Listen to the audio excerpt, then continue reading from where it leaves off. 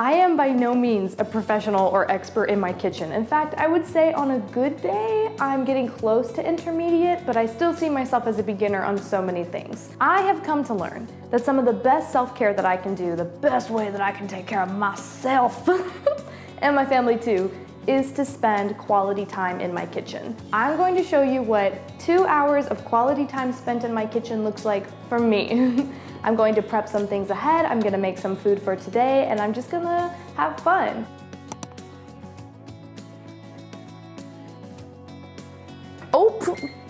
Okay, 2 hour timer set, let's see what we can do. The first thing we need to do is make a plan. Anytime I spend time in my kitchen like this, where I'm prepping and planning, I don't come into it blind. What do I want to accomplish? This is a very ambitious list. Some of this is gonna knock out real fast, and some of this is gonna be difficult. What I'm doing is balancing out immediate reward and later reward. If I make a whole bunch of food and prep a bunch of stuff for later in the week and none of it actually feeds me in 2 hours, then I'm going to have done a lot of work and not have an immediate reward. But if I balance that with making some things that are for today, for lunch, for dinner, that's immediate reward. I think sometimes with meal prepping, we think so much about the future that we kind of forget the right here, right now. And right here, right now is what sustains us.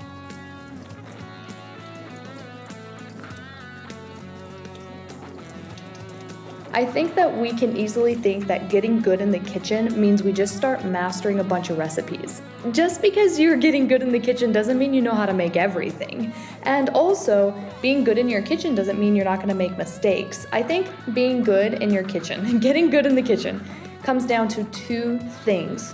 1, getting really familiar with your kitchen. This is why I call my meal prep time quality time. It's almost like your kitchen is the one room in the house that you really have a give and take relationship with. So getting familiar in your kitchen is not just knowing how to cook a bunch of recipes, it's knowing where all of your tools are, knowing what you have, keeping your knives sharpened, keeping your kitchen countertop clear and ready to use. It's about knowing how to flow in the workspace of your kitchen. The second trick to being a really good cook is also familiarity, but with meals. Everything that you're going to see me make today is something I have made a dozen times before.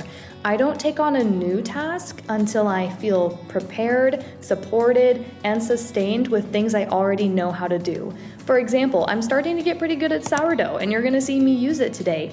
But I didn't start making sourdough until I got really comfortable with making just regular instant yeast bread to begin with. When we take on everything all at once, it's so hard. Okay, so chopping all that up took about 12 minutes. I still have to get the zucchini, but I'm gonna start warming up the meat and moving into other places and start layering my tasks. I'll show you.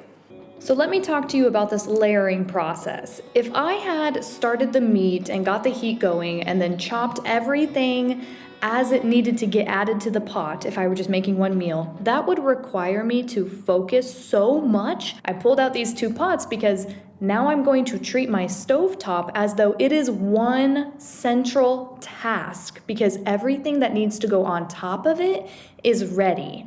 Pulling out the oil, pulling out the tarhana, tomato paste, things like that, that's easy. But I have my bowl full of chopped veggies. Everything can go in exactly when it needs to go in because it's been prepared. And while these things are simmering and cooking, that frees me up to do so many other things. Because I have that muscle memory for knowing how to cook these different things, I'm able to set one down, move to the next, stir this, move that, lower the heat on this, and I'm able to manage all of it. But that is because I have practiced. I know so many of us have heard, clean as you go. I want to tell you why this is so important. 1, when you're cleaning as you go, you really save yourself later. If I had not cleaned this cutting board now, I don't know how I would ever get the smell of onion out of it. But because I clean it before it has settled in, it lifts out, everything is fine, it doesn't turn into a big task for me later. Also, this has to do with momentum. If I go to the gym and I want to spend a certain amount of time on the treadmill, sometimes stretching, sometimes doing weights, and I cool down and take a 5 to 10 minute scroll break in between each exercise, my body can't sustain the momentum. It's constantly warming up, cooling down, warming up, cooling down. This is why I set a timer for myself. I say, okay, for this 2-hour period or 1-hour period, it could also just be a 20-minute period, It doesn't have to look the way that I'm doing it. Setting that timer keeps me in motion. It's very important to stay in motion so that we stay warm, we stay focused, we keep going. Because if you cool down and then try to do it again, that's just so much harder. But if you keep warm, keep hot, keep moving, it's a lot easier to keep going and get the satisfying task done. Okay, so now, kabak done, pilav done, tarhana done. And we started the granola, so let's just hop right back into it.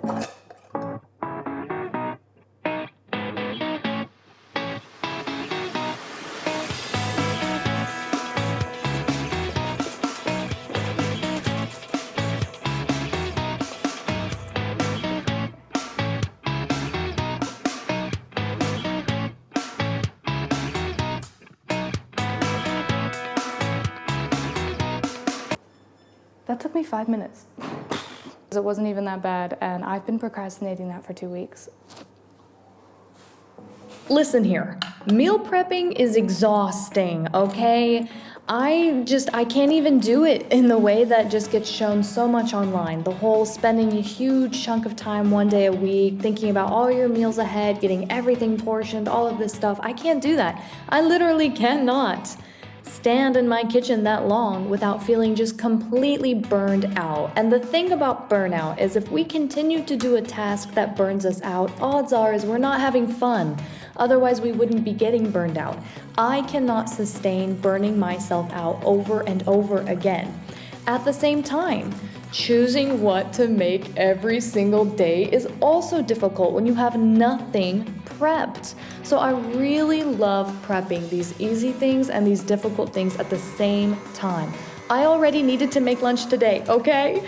If I had spent just 30 to 45 minutes making lunch, I would have had a great meal today. That is such an accomplishment. Like, I was gonna say that's still great. No, that's amazing. I also, though, decided to double that time by tackling all of these tasks that I'm showing you. You may have been wondering what I've been talking about when I say that I'm going to make hair gel. This is the hair gel.